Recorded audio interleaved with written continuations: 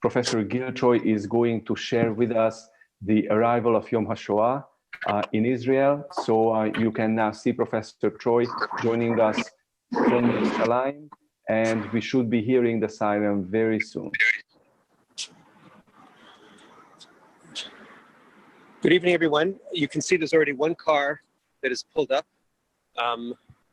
waiting. You see that with his lights on. There's always this science about what point do you stop the car? Do you wait for the siren, or do you do it before? I'm standing outside my home. The city is already extremely quiet. Restaurants closed around 4 or 5.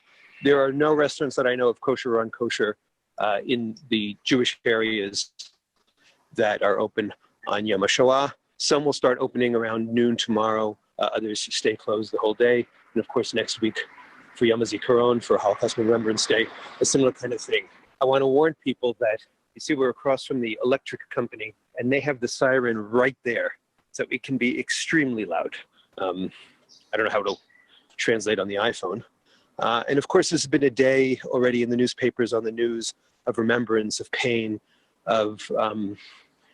there's always in Israel a little underlying joy, because there's a recognition also of how far we've come in those decades since the awful Shoah. But the heart-wrenching stories, and then of course also the stories about the so many pensioners.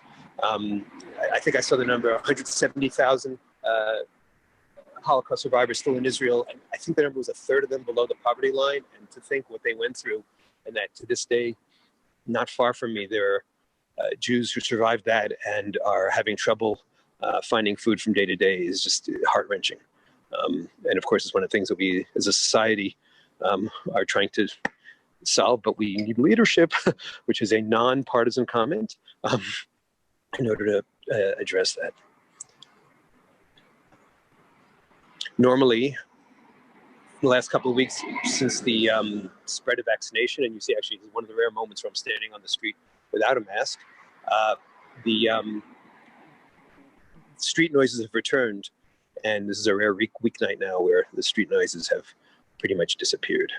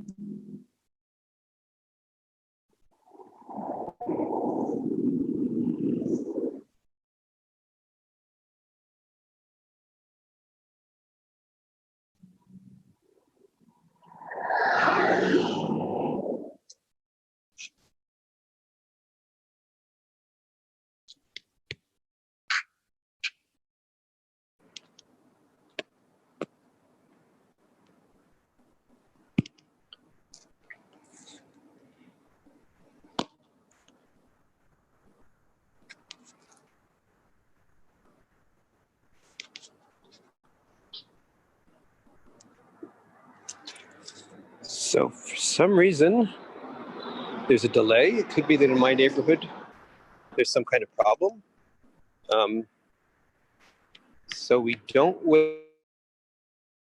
We just wait for Professor Troy to come back, and he's back. So let me just turn it over to him.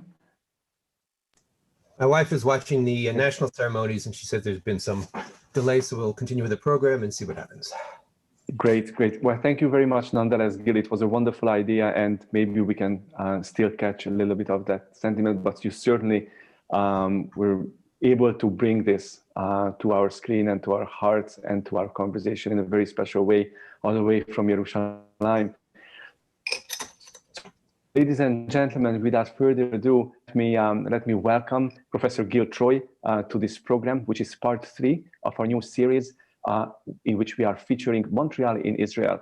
And in this program, we are really just so delighted to share stories, but also personalities of important members of our community in Montreal who have lived the Zionist dream, the Zionist vision, by actually making Aliyah, and thus have become and continue to remain very important bridges connecting Montreal with Israel in a very important, meaningful, and personal sense. Of course, Gil is no stranger to our community, to the audience here that's joining us today. And as it has become my habit, I really don't want to introduce him in any formal sense. That's what we do when we open up conventional academic talks. I think it's much more interesting and much more personal and personable if we make Gil's introduction part of the conversation to tell you who he is, how he has made Aliyah, how he immigrated to Israel, and how he has been living the Zionist dream. So with that, Gil, let me turn the floor right over to you by asking you to tell us in your own words a little bit about your journey. Who you were in Montreal, what you did in Montreal, what was Zionism to you then as a professional, as a professor, and what has Zionism become to you now that you're actually living the dream that you wrote so much about? Over to you. Thank you very much. It's an honor to be with you, and it's an honor to see so many old friends. I have to start with one correction. I'm identified there as a former Montrealer, and as we all know, once you've been a Montrealer, you're a Montrealer for life. I may not currently be resident there right now, but Montreal is in my heart, and I am in regular contact with many of you on the line. And I have to say that, you know, as a New York born, spent 10 years in Boston, spent 20 years in Montreal. There's something extraordinary about the Montreal Jewish community. There's something extraordinary about the Canadian Jewish community that with each passing year I actually appreciate more and more. So the first thing I want to say is that my Zionism was an affirmation. It was an affirmative step toward Israel. It was not a rejection of Canada. It was not a rejection of the United States of America. I'm lucky I've lived in 3 countries. That means I've paid taxes in 3 countries, so I can say we wherever is convenient. But I have deep ties to all of them, although I will admit that these days with living, as we now call it in, I'm not sure if it's better to call it vaccination or vaccination nation, there is a certain relief not being in Canada and the United States, given the speed and efficiency with which the vaccination has been spread. This is also striking because you didn't know this when you invited me with your very kind invitation, but this is the 20th anniversary of a real turning point in my life. Because 20 years ago, on the eve of Yom Ha'atzmaut, the eve of Israel Independence Day, so a week short of it, I wrote an 800-word essay in the Montreal Gazette that started with 4 words I'd been saying my whole life: I am a Zionist. But then another 796 words explaining. And what was going on 20 years ago? It was the first months of Arafat's war against Israel, against the peace process, his war of terrorism. I don't like to use the word intifada because that's their word. The noble shaking off, the uprising, that's their word. And we in Montreal are in despair. How could it be that Israel tried to be part of this peace process? You can criticize Israel here and there, but certainly Israel had given so much, had withdrawn from every major Palestinian city. 80% of Palestinians were under the control of Yasser Arafat, the dictator, the terrorist. And as soon as Arafat turned away from the negotiation table and turned toward terror, it was our fault. And I have this name, Gil Troy, which means that I get great reception at Greek restaurants, a lot of Helen of Troy jokes. When I was a teacher at Harvard, teaching assistant, a guy named Richard John, and you know how WASPs, white Anglo-Saxon Protestants, have first names that are last names and last names that are first names. So Richard John comes to Gil Troy, because you could be Troy Donahue, Troy Aikman, goes, oh, there are so few wasps like us around nowadays. And I put on my heaviest New York accent and said, even fewer than you think. But there I was, as a professor of history at McGill University, using the name Gil Troy as an expert in American history. And on that day 20 years ago, I came out of the closet. as a Zionist. I said nothing disrespectful about the Palestinians. I just wanted to celebrate how lucky we were to be living in an era of the Third Jewish Commonwealth, to be living in an era of a democratic Jewish state. And I said, a century ago, Zionism brought pride to the word Jew. Today, Jews have to bring pride back to the word Zionist. And I know I'd be attacked, and I was attacked, and I was called, somebody did a very clever mock of my article. For instead of everywhere place where I wrote, I am a Zionist, he wrote, I am a racist. What I didn't expect was how many emails, and I don't know if you remember these things called letters, that said, wow, somebody's saying something positive. We were in such a depression, we were in such despair, nobody was celebrating Israel. And so the last 20 years, I haven't just been defending Israel. I haven't just been an Israel advocate. I've been doing what I call identity Zionism, celebrating Israel, emphasizing how lucky we are to be living in a world with this Jewish state. And to just bring us back, I came from the land of snow, and in 2007, we decided when our kids were 12 and 10 and 7 and 5 to come on sabbatical for 3 years. This is our kablan, the most important person in Israel, our contractor. These are our boxes as we come into the house. This is after the first wave of garbage. This is the first day of school for Aviv and the Green and Yoni. This is the celebration, the first day of school, not our Aliyah. We actually would only make Aliyah 3 years later. But the joy, this is all the kids having ice cream right in our neighborhood, Anemek Rafaim. Leah, who is 12, and now 25, hard to believe. Yoni, and just finished university after serving the army. Yoni, who at the time was 10 and is now 23 and just finished also serving the army just 2 weeks ago. He was an officer. Aviv, who is a combat soldier in training, 7 at the time and now 20. And Dina, who is, believe it or not, now 18, our youngest. She was 5 at the time. And she'll be joining the army in the fall. The classroom didn't quite look like a Kiva classroom. The spelling sometimes of French and other things wasn't always accurate. This, by the way, those of you who know the Mamilla Mall, this is the Mamilla Mall being built. At the time, there was a prime minister who was under indictment named Adolf Olmert. Of course, views of Jerusalem. And just to give you a sense of what we look like today, Aviv and Leah, and Yoni with Leah, Dina, and Leah and Dina. So we came to Israel for sabbatical. It turned into the world's longest sabbatical. After 3 years, we decided to turn the temporary series of visits into Aliyah. It's the hardest thing we ever did as a family. It was challenging. Language, culture, beloved friends in Montreal, relatives. It's also the most wonderful thing we did as a family. And just this week, one of my kids was, Aviv was in the army, was having some issues in the army. And it was amazing. What really felt was the village steps in. And especially in the last year during Corona, we've actually found a pop-up minyan of people right down our street. And we've been praying together. We've been having kiddush together, don't tell. We've been enjoying one another. We've been bonding. And there's a sense of community. There's a sense of looking out for one another. The weather's also pretty good. And so for all the challenges and for all the sacrifices, my American history career is not what it would have been had I stayed in Canada or had I stayed in the United States. But I had a whole second career speaking about Zionism, being a Zionist activist. So this has been an exciting journey. This has been a journey to really be a part of the great experiment of a Jewish democratic state. Are there frustrations? Daily. But are there joys?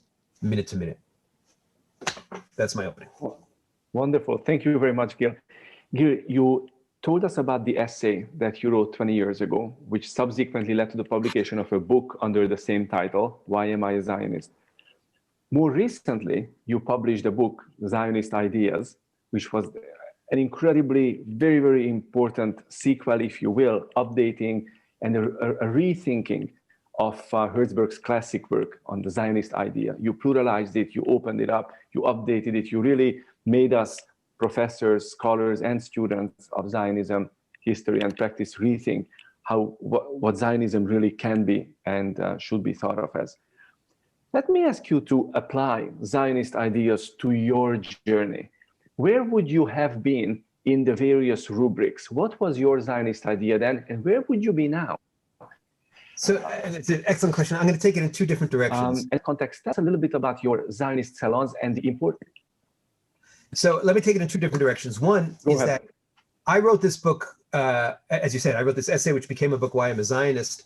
And I don't think it's connected, but approximately the same time, and this is not a partisan statement, a man by the name of Yair Lapid, who at the time was a media personality, also wrote an article called Why I'm a Zionist. And I teach the two of them side by side. And what's really interesting is that and in my book, The Zionist Ideas, I have both essays. His was originally in Hebrew, translated into English. Mine was in English and has been translated into Hebrew. I write about, from the head, what does it mean to be a Jew living in Montreal, living in North America, and to have this deep connection to this homeland? What does it mean to understand that as a Jew, I am both part of a religion and a nation? What I call the Oreo cookie. The cookie part and the cream part is one.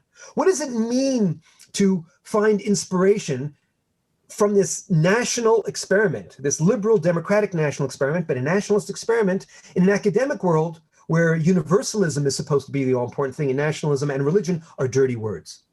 So I'm really trying to kind of explain myself ideologically. Yair Lapid's essay is I am a Zionist. The first time I walked into the room and saw my son in the uniform, I cried. I am a Zionist. Hebrew, the Lashon HaKodesh, the language of holiness, is also the language in which I curse in. Israel is a place in which I can pass by on the 443, which is one of the roads to Jerusalem, ancient markers of our past and modern traffic. His is much more textured than mine. His is much more about living in a land, and I'm talking about loving a homeland. So to the extent that I look over the 20 years, I've had a chance to really kind of do a deep dive into the texture. Now, in some ways, and I don't know if this is good or bad, so that's where I've changed. I think I've gotten more texture. In many ways, I haven't changed in the 20 years, which is that, as you pointed out, I have 6 schools of Zionist thought. I have political Zionism of Theodor Herzl. We're a people. We have ties to a homeland, and we need a state. I have religious Zionism of Rav Kook. Comes from the Bible. I have labor Zionism of David Ben-Gurion and Golda Meir and the Potus Rachel, that we're going to have socialist Zionism together. We're going to have the kibbutz. We're going to fuse our religious, our national identity with our socialist identity. I have the revisionist identity, the revisionist Zionism of Jabotinsky. I have which is a reaction to political Zionism, but also is about liberalism and individualism and every man a king. And I have cultural Zionism of Hara'am. The Jewish people are real, and in the center, when we have a cultural fluorescence in the homeland, Yerushalayim Shel Zahav, and we all know that, right? From Jerusalem, Ki Mitzion Tetzei Torah, come from Jerusalem will come a new songs of Zion, new melodies, new ideas. And I added a 6th branch to bring in the diaspora. And I called it Diaspora Zionism or Identity Zionism. And I remain an identity Zionist. I remain a Zionist who doesn't start to defend Israel. I start by celebrating Israel. I start by saying, how is it by being lucky enough to be part of this 3,500-year-old conversation about who am I and who are we? And what does it mean to be part of something greater than yourself? It doesn't make me better than anybody else, but it gives me anchor in this crazy world of ours. It gives me a destination. It gives me a purpose. It gives me, and go back to the beauty of Montreal, a connection, a community. And I'm not just living in the me, my, more, now of the mall world, of television world. Every day I'm living in 2021, but I'm also living in Jewish time and Jewish space. And so over the years, I've redefined that, reified it, developed that notion of identity Zionism, but that still is the bridge. Why? Because when I look at American Jews, Canadian Jews, British Jews, I feel, especially young people, their sense of loss. When I look at young Israelis, I also feel a certain sense of loss. Who are we today? We have so many toys. We have so many devices that individuate us. How do we connect? And I'm not arrogant enough to say that Zionism is the only way, the best way. but it's our way. Join that conversation and be a part of it. But one advantage I see that my kids have because we've been here, and it started when I first got here 13 years ago as a disadvantage. The Army means that during the years that they're in giving national service, at the start of their leaving the house, they're embracing the anachnu, the us. They're giving back. And then they have time to build the I as well. Unfortunately, today in North America, so much of it is about the I, the me, that I see a lot of loss.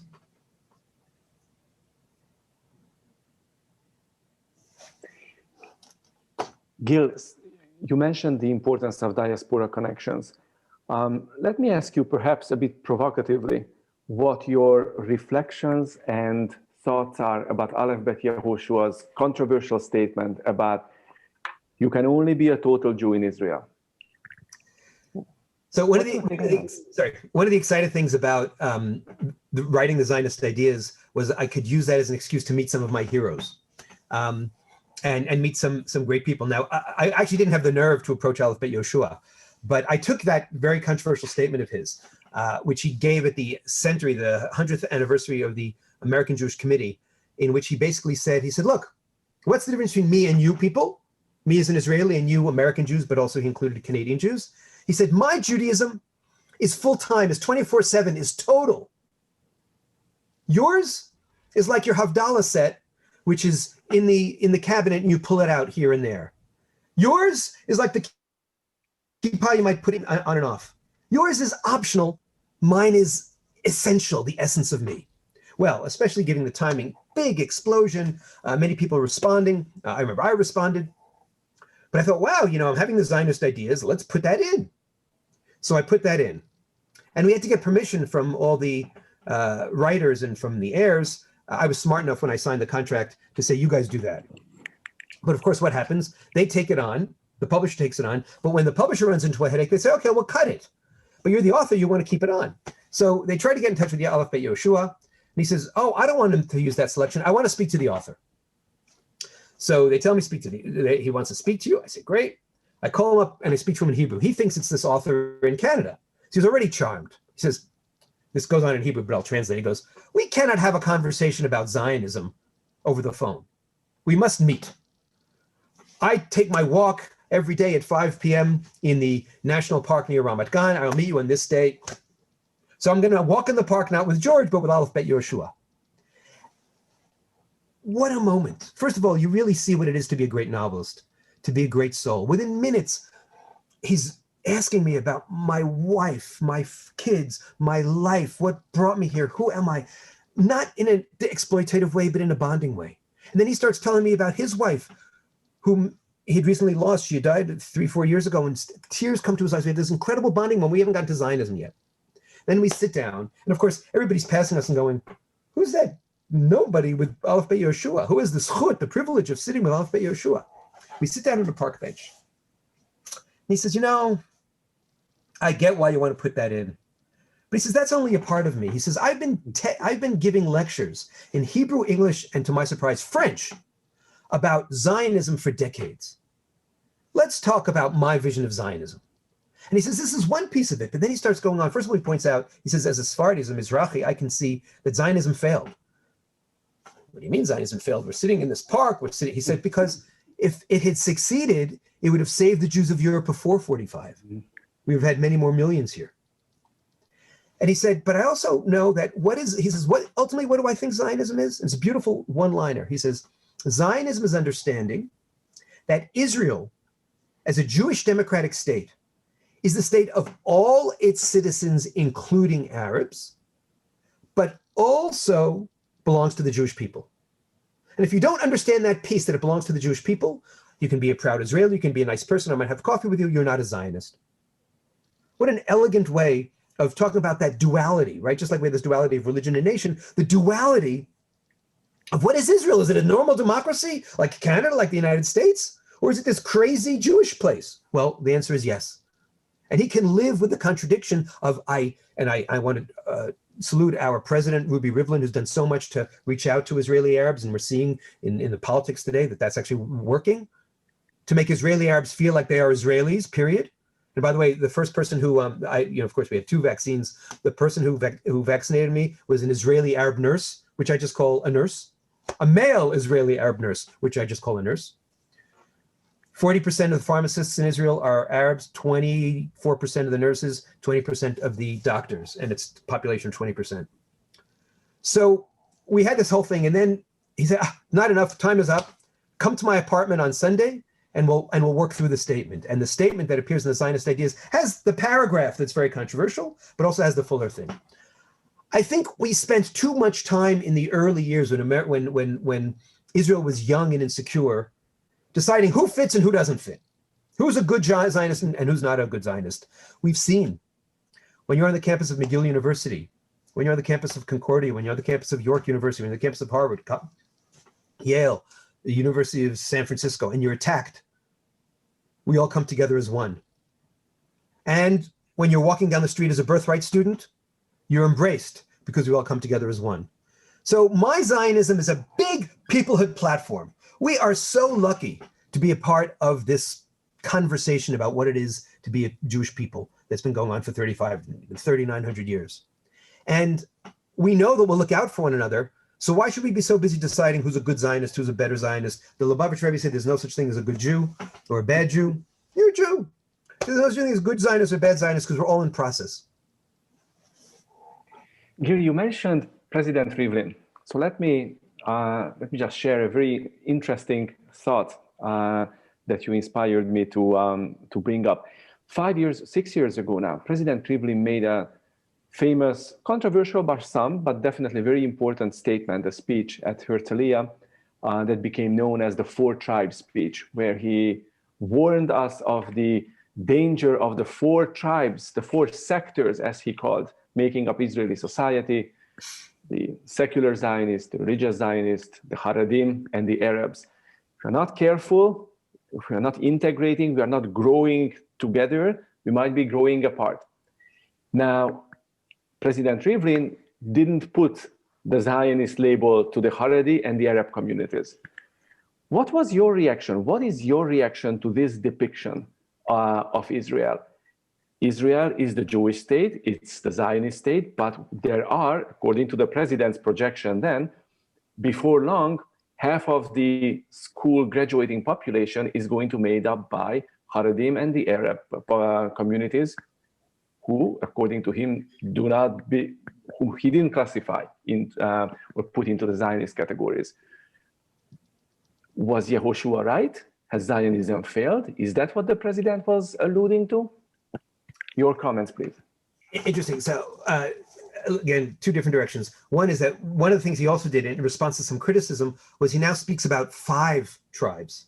When he gave that speech, he spoke about 4 tribes. When I put it in my book, The Zionist Ideas, it was 4 tribes, but now he has discovered the 5th tribe, which is diaspora Jews. Very interesting, because he saw that was kind of, when we're talking about Zionism. Second, look, there is an issue here about what's the social glue. I remember when I first came to Israel for my year in Israel program, the Azrieli Institute for Youth Leaders from Abroad, back in 19... God, I don't want people to know how ancient I am. I said, wait a minute, there's something I don't get here. I said, in the United States of America, life, liberty, and the pursuit of happiness, we have core ideals. By the way, when I got to Canada, I also had the same question of what unites Canada? What's the glue that brings Canada together? I said, what's the glue that brings Israel together beyond survival? What's the glue that brings Israel together beyond the threat from the outside? What's the internal connection? This is before we're even aware of the complexities with the Israeli Arabs and with Haredim. So one of the things is that that any society, especially in an era of multiculturalism, has to be able to think in multi-dimensions, as Yeshua invites us to do in his more positive statement. Israelis include Haredim. Israelis include Arabs. Israelis include anybody who's living here and is a citizen. A Zionist is a whole different thing. Now, the genius of liberal Zionism, the genius of Herzl's political Zionism, is that it is expansive enough to reach out to the Haredim and include them, to reach out to the Arabs and include them. Read Alt Neuland, Theodor Herzl's remarkable novel, Old New Land, right? And what he imagines how or read Der Judenstaat, the Jewish state, his last lines where he says, we will return to the homeland, but by becoming full people and becoming a proud, functional nation, we will be an inspiration to others. And so when I wander around Israeli Arab communities, it happened to be just this morning, I was jogging, and I passed two women we were all dressed in the Republic of Sport. And they looked to me like two young women. And when I got close, I heard them speaking Arabic. I said, wow, that's the Zionist idea in action.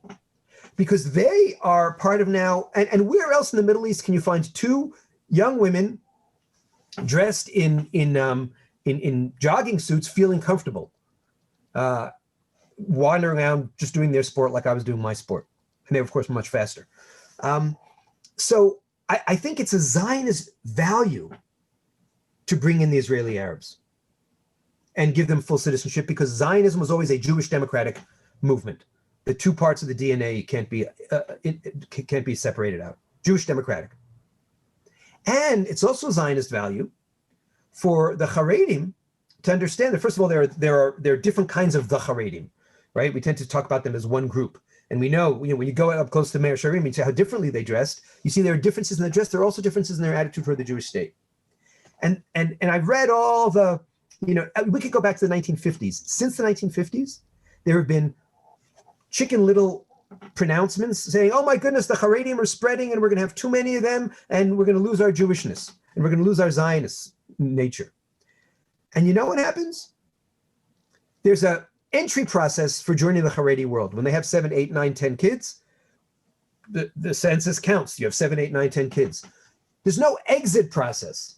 So when they drift away, and especially because in that community they're embarrassed by the drifting away often, it's not mentioned.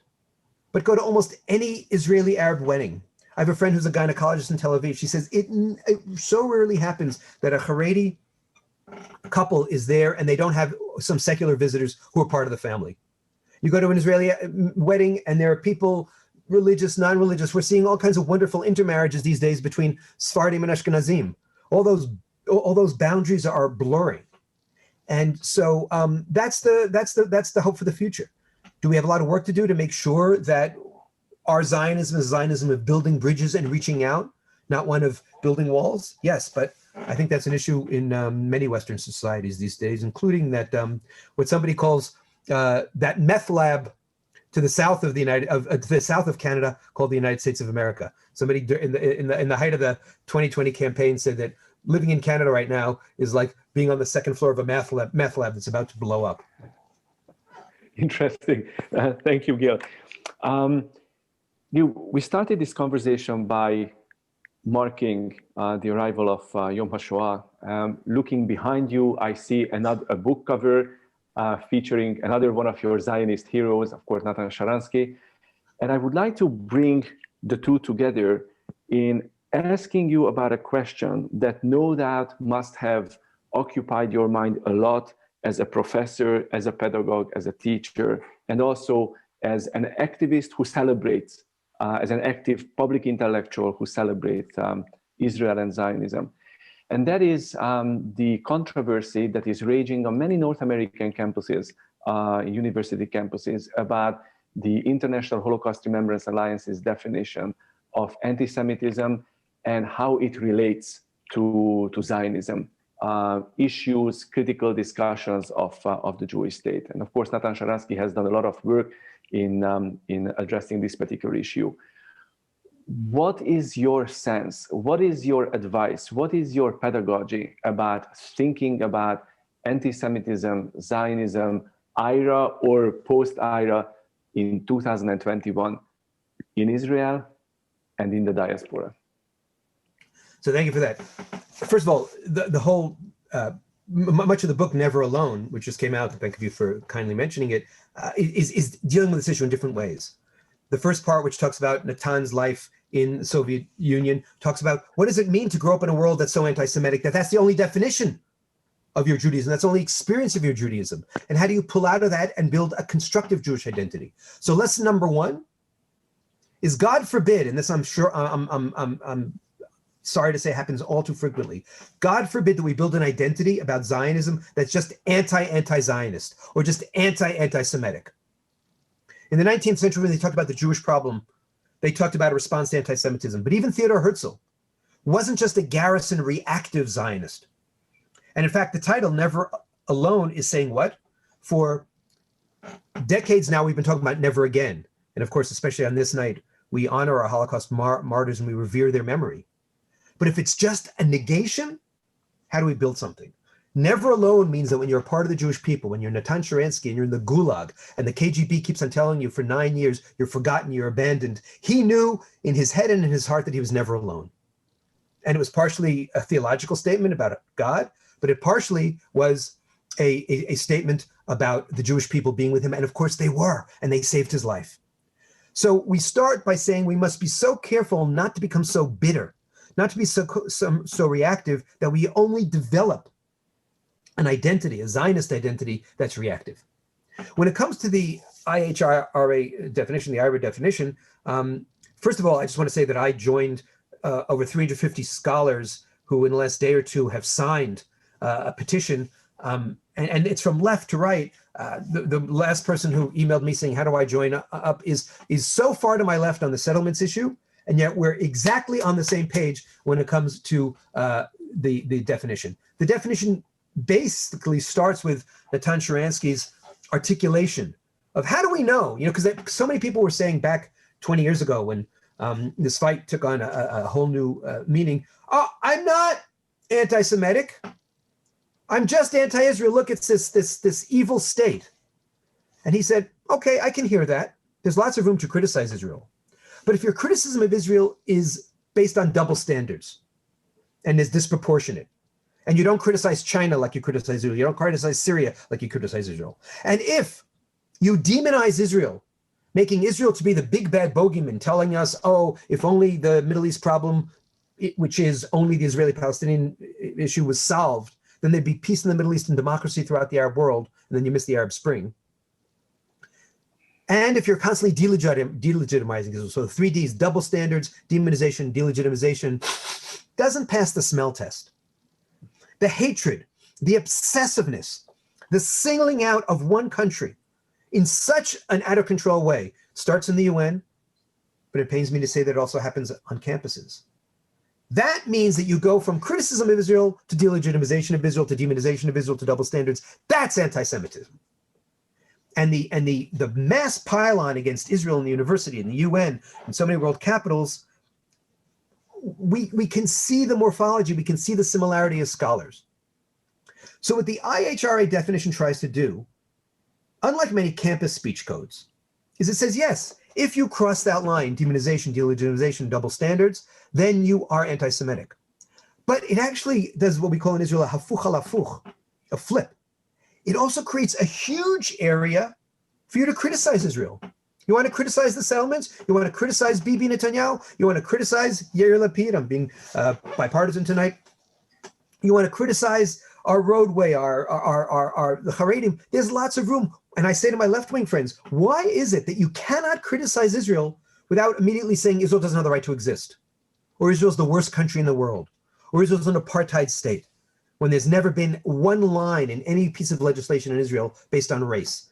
And the conflict with the Palestinians is a national conflict. Why this need to go from 0 to 120? And why does it only happen when you talk about Israel? That suggests to me that you're living on this ancient series of myths called anti-Semitism. And so rather than just looking at the IHRA as an attempt to squelch debate, it's actually an attempt to empower the healthy criticism that every democratic society, including Israel, needs. Also saying there are certain red lines which people keep crossing. And your inability to have a conversation about Israel without crossing those red lines isn't my problem, it's your problem. The great Senator Daniel Patrick Moynihan, we said we spend so much time talking about the accused. I'm talking about the accuser. It's not Israel's fault that it's so hated. It's the haters' fault that they're so obsessed. Thank you, Gil. At this point, I would like to turn to the audience and share some of the questions that are coming in from the floor with you, Gil. So we have a question by Albert Hershkovich, who is joining us. I believe Albert is in Montreal at the moment. And Albert would like to ask you to reflect on how you cope with the very divisive politics in Israel today that seems to be tearing the Israeli nation apart. And of course, Albert here is referring to the 4 elections that have been held in just under 4 years. And he's hoping that perhaps we are not heading towards a 5th one. So how do you cope with this polarization and political divisiveness that Israel is facing today? Short answer, wearing my American history hat, is much better than the Americans do. I'll start with the upside, then I'll go to the downside. Upside, we love democracy so much, we keep voting again and again and again and again. But let's point out, every one of those 4, and I'm making light, but it has been very, of course, it's very difficult and very unnerving. We haven't had a budget for 2 years. Every one of those elections, free, fair, democratic, peaceful, extraordinary. But we've got a problem. The society is stymied. The society is stalemated. Now, I was flip about vis-a-vis the Americans, but here's the interesting thing, that for all the craziness going on in Israeli politics, for all the craziness going on in the Knesset, it's actually remarkable how that craziness hasn't really infected the street. You know, every Sunday morning I jog by the King's Hotel, which many of you are familiar with, right across from Balfour Street, which is where Bibi Netanyahu's residence is, where they've had demonstrations up to 15, 18, 19, 20,000 people. I jog there Sunday morning. The place is clean. I wouldn't say you could eat off the floor, but it's a street. And there's not one broken window. There's been a little bit of violence here and there, but very, very little. Remarkable. So what's very interesting is that for all the upset and for all the and for all the turmoil on the political class, Israelis have been actually coping with it quite well. So there isn't that same kind of hysteria. There's not that same kind of hatred on the street. In the space of one Shabbat, just 2 weeks ago, I wrote about this in a column 2 weeks ago, had a series of conversations with my most left-wing friends, and then with settler friends on Friday night. Settler, like you can't get any purer than these settler friends, you can't get any purer than the left-wing friends. And we were able to talk and not yell. We were able to learn from one another. And I was able to kind of bring in the perspectives of the others. So the tone is different. Nevertheless, we're in trouble. We need leadership. I'm not going to predict what's going to happen, whether we're going to have a 5th election or whether we're going to find some kind of impasse. But there is it does highlight, and it goes back to your problem, your point of the 4 tribes, 5 tribes, if you will, but the 4 tribes in Israel. We're seeing that a politics that's based only on fragmentation, that's based only on sector identity, is toxic. And to me, the most disturbing thing about this, or one of the disturbing things, is that look, no Israeli politician has ever been able to get 61 votes on his or her own and get a majority. As you well know, you're an expert in Israeli history and Israeli politics. But they used to get 45, 50, right? In this past election, the fact that Likud, the big bloc, only got 30. And then the next in line was Lapid with 17, shows a fragmentation. And one of the things I think we need to start to think about is what changes need to occur in the political system. The 2 changes I would most like to see structurally would be, one, what they call the achuz hachasima, the percentage needed to get enough votes to get into the Knesset, which is now 3.75%. I think should be raised to 5 or 6%. I think we need to force coalitions to happen, not when it comes time for the prime ministership, but within a party.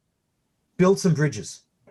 There's no reason on God's good earth why you needed to have Gideon Sar and Naftali Bennett running their own party. And had they been together, I don't think they would have been 6 and 7, 13. I think they would have been 20. So, because there's power in numbers.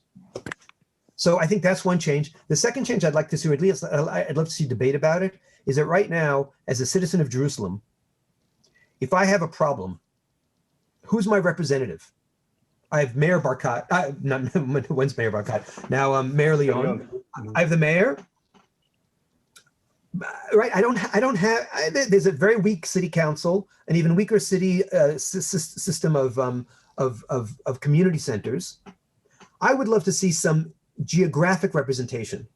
We're not a country of 3 million anymore. We're a country of 9 million. And I think confusing things by saying, okay, I'm a Likudnik, but I'm also working with the merits person from Jerusalem on a Jerusalem issue. I'm an Israeli Arab or Haredi, but we're also working together because we live in the same neighborhood. Could be something that helps build bridges and builds bonds. The more we can cross wires, the better off we are. Thank you, Gil. There are two very interesting questions picking up on various parts of the answer that you have just given. One of them from Sam Hillard is picking up on the fifth tribe, Diaspora Jewry. Do you think that Israel really needs to care about the Diaspora Jews, or do you think it would be best if Israel just ignored them? I think we have to care for them for two reasons. One, and we talk about this in the book Never Alone, and this is a point I'm stealing from Natan Sharansky. Natan Sharansky points out, who owns the deed to Israel? If you think about it, go back to the Bible, wherever you want to start the story, or go back to the Mandate, or go back to the San Remo Conference, or go back to the 1947 UN Partition Plan. All those deeds, right, went not to Israel, because there's no such thing as Israel. There's no such thing as Israelis. Israel started in 1948. It went to the Jewish people. The Jewish people are the ones who have the deed. We're the original landlords. I know we have a lot of real estate people on the call. So just from a kind of legalistic perspective, but more than that, it goes back to what Aleph Bet Yehoshua said. It goes back to the way I define my Zionism, which starts with peoplehood. It goes back to the whole idea of never alone, not just never again. Zionism is the movement of Jewish national liberation, saying we all are a people, not just a religion. We have ties to one particular homeland, doesn't preclude others from having ties to that homeland. And I'm talking about, of course, the United States and Manhattan and New York and the Native Americans. And we have the right to establish a state on that homeland as Jews. So first of all, just ideologically, conceptually, I'm not willing to give up on that Jewish dimension, that Jewish peoplehood commitment, that Jewish peoplehood sense of family. Secondly, practically, and I don't have to tell this to the Canadian Jewish community, to the Montreal Jewish community, we know that when it comes to looking out for who are our best friends in the international arena, it's the Jewish people. In the same way that once upon a time, Israelis looked down their noses at Jews and say, oh, you're going to assimilate away and disappear. And diaspora Jews often look down their nose at Israel and say, oh, you're going to be beaten up by the Arabs and you're going to disappear. We now have vitality in our various communities. We have more mutual respect. And more American Jews and Canadian Jews and British Jews and Australian Jews and French Jews are coming to Israel to build up their own Jewish identities through Birthright, through Masa and other programs. And more Israelis understand that we need our Jewish brothers and sisters as allies in the fight against delegitimization. Thank you, Gil. There is a very interesting question from Liam Weinberg-Goodman, who's joining us. I believe Liam is in Montreal at the moment. It's a question that's actually very dear to my heart because it touches on the office of the presidency, the Israeli presidency, that I'm currently writing a book about. But here is the question. If Netanyahu fails to gather enough support for a coalition, do you think he would accept the idea of being the next Israeli president and thus open up to new leadership? I mean, this was in recent days, there was this idea that was floated in Likud circles, pushing him to consider. It's very funny because this is my right-wing friend's dream and my left-wing friend's nightmare. And literally I've had conversations with this. So I'm sitting around with my right-wing friends on Shabbat afternoon, and this is their solution, right? They say, put Bibi into the presidency. He has 7 years. Either they push off the trial for 7 years. You know this, how complicated it is. Would he get a pardon or not? But for 7 years, the issue is moot. And then if you do the math, add the coalition that he doesn't seem to be able to get over 60, but it's in the high 50s.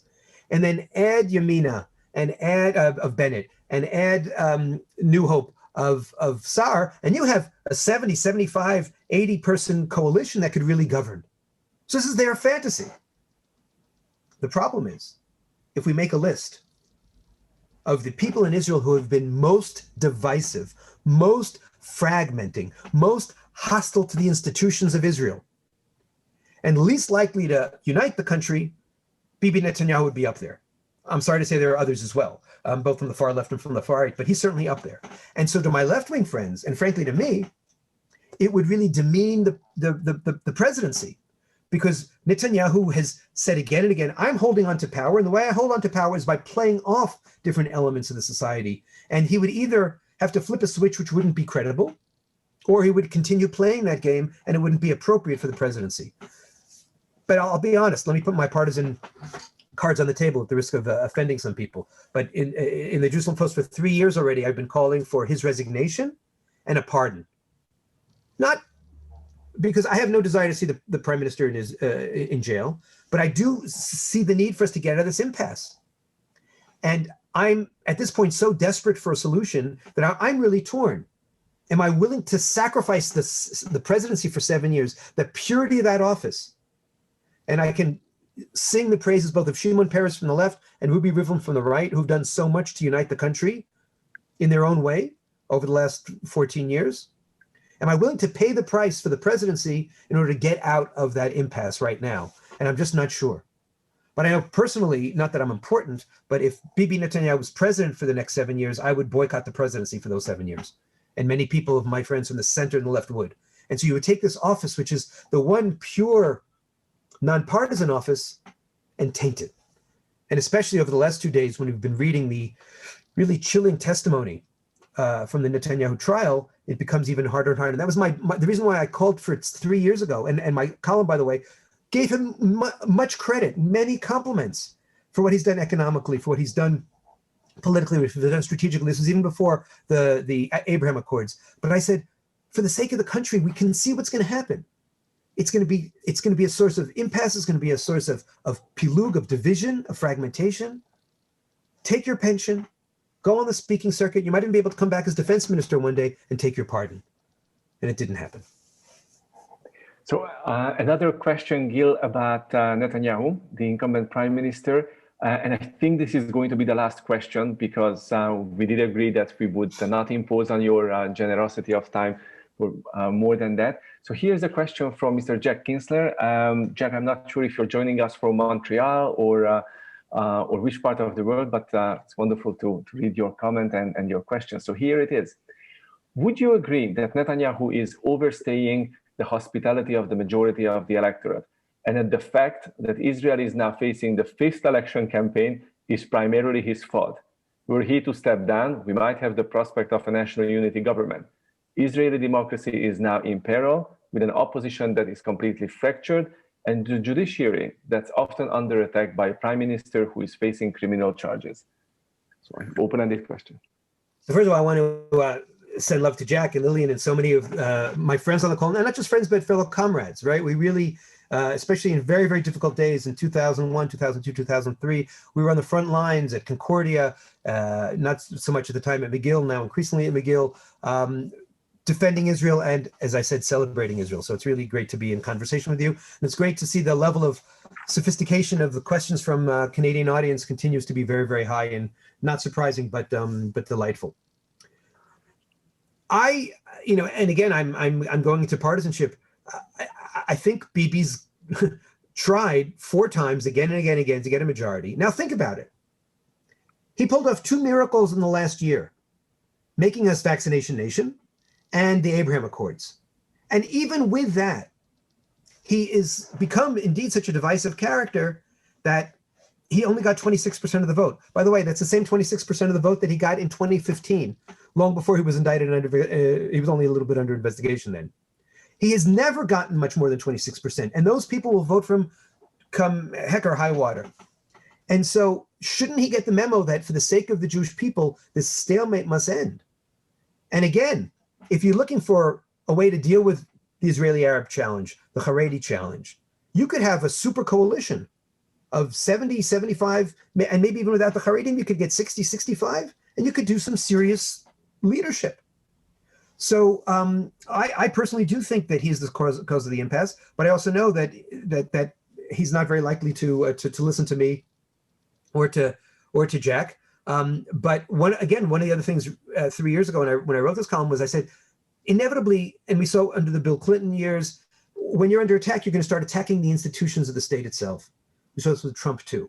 It is toxic for the man or woman in charge to be the man or woman leading the charge against the state institutions. And if you've been prime minister for 10 years, you've been president for 4 years, why didn't you start fixing it before you start attacking it? So that is indeed a challenge. But let me end on an up note, which is that, and it goes back to a little bit what I was saying about the comparison now between my American friends and the Israeli friends. The tone in the country still is extraordinarily positive. The excitement, by the way, and I'm a little disappointed, I'll say, with my friends in the diaspora, particularly in the United States of America. The hatred of Donald Trump was so great that they didn't allow themselves a couple of years ago to delight in the recognition, finally, of Jerusalem as our capital by the United States of America. And similarly, my friends have not really delighted in the Abraham Accords. Mm-hmm. What a miracle. What an amazing thing. And I can't tell you in my little neighborhood right here in Jerusalem, how excited so many of my friends are. Some of them traveled there already. Some of them are planning business opportunities there. It breaks us out of that sense of isolation. It's a real game changer. And I wish we could put the partisan origins aside and celebrate that. And so as I look forward to Yom Ha'atzmaut, Israel's 73rd birthday, and I pinch myself, what a miracle. What a series of miracles. The miracle of this last year with all the pain and loss from Corona, but we came through it. There's now a sense of celebration on the street. There's a sense of normalcy in the street. We are vaccinated, doubly vaccinated, starting to leave that mask culture. And I wish Bimhera B'Yameinu speedily in their days in Montreal and in Toronto and across Canada and across the United States. The Abraham Accords, the economy has, for all the challenges, actually toughed it out and survived. But more than that, next week, when we all cry on Yom HaZikaron, and then flip the switch, and by the way, for my friends who have lost loved ones, the switch doesn't flip so easily. But when we all as a society flip a switch and start celebrating and hugging and dancing, you'll have that sense of the magic of the place. To celebrate the 20th anniversary of Why I'm a Zionist, I'm actually making a little animated video of that essay. And I'm releasing also an updated version. And I just saw the first cut of it today. And 20 years later, it's kind of obnoxious for an author to say it, but it still gives me goosebumps. Not my words, but our accomplishment. I'm a Zionist because I'm a Jew. I'm a Zionist because I'm a liberal Democrat. I'm a Zionist because I'm a romantic. And the story of the Jewish people scattered, shattered, coming and rebuilding was our grandparents' great adventure and our great opportunity and challenge. So I want to wish everybody a meaningful Yom HaShoah, Holocaust Remembrance Day. I'm sorry about the misfire with the siren. I want to wish everyone a meaningful Yom HaZikaron. But most of all, I want to wish everybody a very, very, very happy Yom Ha'atzmaut.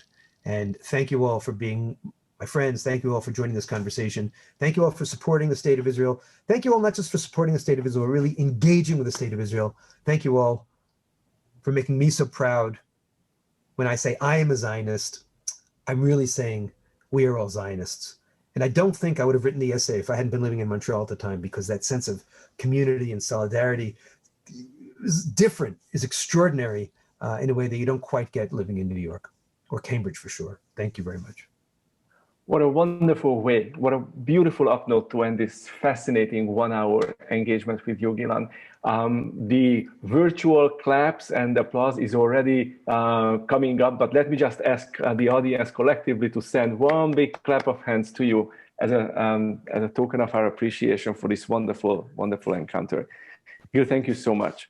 Thank you. We certainly take your message to heart. We take a lot of and draw a lot of inspiration from everything that you have told us, from everything that you have been writing, and certainly the important spirit of connecting Montreal, connecting Israel, connecting the Jewish people all over the world. The way you do it really makes us very, very proud. So thank you for all that you do, and thank you for sharing all that you do with us on this platform. Ladies and gentlemen, I just want to thank you not only for hosting and initiating, and thank Jennifer, but also for really doing the tikkun at Concordia University, where thanks to you, Concordia University now means Israel, now means the Azrieli Institute, now means you and your colleagues doing high-level work. It doesn't just mean a place of conflict and attack. And that's Zionism. I call this the jujitsu, J-E-W, from the negative to the positive. So I salute you as well. Thank you for mentioning that. That's very generous of you, Gil. Thank you. And I would like to thank the audience for taking time away from your busy schedules to spend this hour of engagement here with us in front of your computers with Professor Troy. And last but certainly not least, I would like to thank Jennifer Solomon and Lisa Komnos, our very important and able, wonderful staff members who have been working so hard and so diligently in making all of our programmings come to life and be as successful as they are. And before I would say goodbye, I would just like to cue Jennifer to please share information about some of our upcoming events with you. So on the first slide, we just want to draw your attention to an event that we bring to you in partnership with the Montreal Jewish Public Library. On Sunday, April 9th, we'll be featuring a documentary, Israël, Le Voyage Interdit, which is a very interesting French documentary about Israel, a particular take on the difficult journey that the filmmaker made to Israel. The event will be in French. You will need to register for this film on the website of the JPL. We will also have another collaborative event with the Jewish Public Library. Amen, amen, amen. I think we just skipped one. Yeah, thank you. On May 10th at 7:30, which is also which is a documentary that tells the story, among others, of the Abraham Accords and, of course, coexistence, inclusion, and religious pluralism, bringing together the Jewish communities of the Gulf and Israel. And then let's go back to the third slide. In collaboration with Yad Vashem and the Montreal Jewish Public Library, will be able to bring to your screens a very interesting, a very important documentary, which actually is the digitally remastered version of a film called Memories of the Eichmann Trial, which was made 10 years after the trial itself, with Israeli members of the Israeli public reflecting on what the trial meant to them at the time. The movie was made by David Perlov, and Yael Perlov, the director's daughter, will be joining us on May 4th in a post-movie conversation. So as we are marking the arrival of Yom HaShoah, I think it's a very appropriate moment to also bring to your attention this important documentary. The film will be, of course, in Hebrew, but we will have English subtitles. And registration for this film will be made possible through our website. If you missed any of our events, we are recording all of them, including this conversation with Gil. So you can always look up and find and actually watch our previous events on the YouTube channel of the Azrieli Institute of Israel Studies. Once again, ladies and gentlemen, thank you very much for being with us today, this evening, this afternoon. And Gil, thank you for all that you do, and thank you for being with us here today. Goodbye, everyone.